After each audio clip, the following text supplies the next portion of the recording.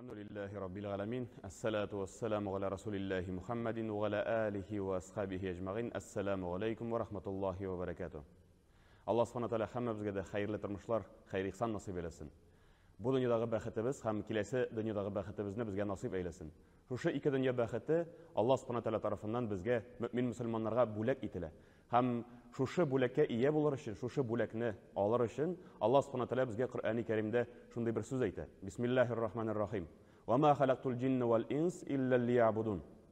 Ya'ni Allah subhanahu wa ta'ala aytadi, jinlarni ham adam bolalarin bari tek menga g'ibodat qilsinlar uchun yaratdim deydi. G'ibodat qilsinlar uchun deb aytganda, albatta Allah subhanahu wa ta'ala bizga farz qilgan amallarni o'targa tegish bo'lamiz. Namozlarimizni, urazani, hoj, zakat, endi shu amal g'ibodatlarimizni o'tab, Alloh taolaning rizolig'iga erishamiz, ham shunday ravishda Alloh taolaning endi haqiqiy ravishda quli da bo'lamiz. Ni uchun qul deganda, endi albatta Alloh subhanahu wa ta'ala bizning Robbimiz, Xo'jamiz. Ham shunday ravishda Alloh taolani qabul etgan vaqtda, endi hech shaksiz bizda o'zimizning qullig'imizni ko'rsatarga tegishli bo'lamiz. Ham bu vaqtda bizga tub o'rnak bo'lib turgan kishi ulda bo'lsa payg'ambarimiz Muhammad Mustafa sallallohu alayhi va sallam. Aның sünneti saniyesi, aның turmush yo'li bizning uchun bir o'rnak. Chunki Rasul akram sallallohu alayhi vasallamning xulqi turunda da anamiz G'aysha radhiyallohu anhu shunday so'zlar aytadi. Aның xulqi Qur'on edi deydi. Ya'ni Alloh taolaning so'zlarin, Qur'oni Karimni payg'ambarimiz sallallohu alayhi vasallam yashab ko'rsatdi. O'zining turmushida bo'ldirdi. Ham Rasul akram sallallohu alayhi vasallam o'zining bir hadis shariflarida shunday so'zlarda aytaki, men qolsimon oshim, men qolsimon o'tiram, turmushimni qul ravishida olib boram deydi. Ya'ni Alloh taolaning quli. Ham Alloh taolaning quli nishik so'ngil deganda, albatta Alloh taolo bizga qo'shgan ishlarni ishlab, qo'shgan amallarni o'tab, Alloh taolaning tiyganlaridan tiyilu.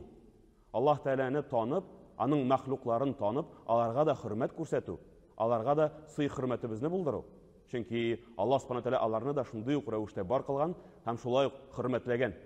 Ham shunga ko'ra biz de o'zimizning turmushimizni olib borgan vaqtda, o'zimizning ehtiyojimizni tug'il, o'zimizning nafsimizga tug'il, endi tirayunida qarasak, ustimizdagi vazifalarimizni yerine yetkirib o'tagan vaqtda Alloh taolaning qullari bo'lamiz. Alloh taolo bizga ustimizga yuklagan shu vazifalarimizni o'tagan vaqtda, kimdir ati vazifasini o'ti, kimdir ani vazifasini o'ti, kimdir nindidir ishini olib bora, ham shu ishlarni ishlaganda, shu vazifalarni o'tagan vaqtda bütün evrnida jintiklab, yerine yetkirib o'tagan vaqtda, naq mana shu vaqtdagina o'zining vazifasini o'tab, Alloh taolaning haqiqiy ravishdagi quli ekanini ko'rsatadi. Chunki Alloh subhanahu wa taolo bizga shu yuklarni ko'rsatdi, anglatdi. Qur'oni Karimda Alloh subhanahu wa taolo shu vazifalarni bizga endi bayna anglatib ko'rsatdi. Shunga ko'ra albatta bu dunyodagi turmushimizni olib borgan vaqtda har bir ustimizdagi bo'lgan vazifamizni yerine yetkirib o'tagach, endi shu vaqtda da shu oyat karimaga to'g'ri keltirgan bo'larmiz. Ham endi o'zimizning ustimizdagi vazifalarimizni, ya'ni amal g'ibodatlarimizni da yerine yetkirib o'targa kerak bo'lar. Shu vazifalarimizni endi ayirmishi, ya'ni ani vazifasi bo'lsin, bola vazifasi, ishimiz, lekin amal g'ibodatni bundan ayirmishi, shu vaqtda ansında o'targa kerak bo'lar. Amal g'ibodatimni o'tadimda, shuning bilan ustimdan bor narsada tushdi deb aytirga tug'il. O'zimizning ishimizni da yerine yetkirib ishlarga kerak bo'lar. Ham endi albatta tirayundagi qardoshlarimiz bilan, tug'anlarimiz bilan da xayrli muomalada bo'larga kerak bo'lar.